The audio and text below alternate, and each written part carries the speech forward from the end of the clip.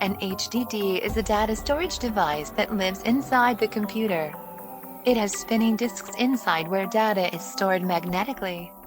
The HDD has an arm with several heads, transducers, that read and write data on the disk.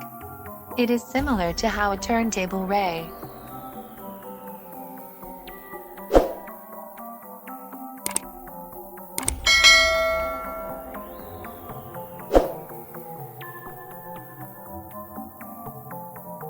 SSDs got their name, solid state, because they have no moving parts.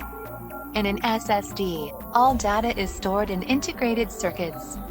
This difference from HDDs has a lot of implications, especially in size and performance. Without the need for a spinning disk, SSD can go down to the shape and size of a stick of gum, what's known as the M2 form factor, or even as small as a postage stamp.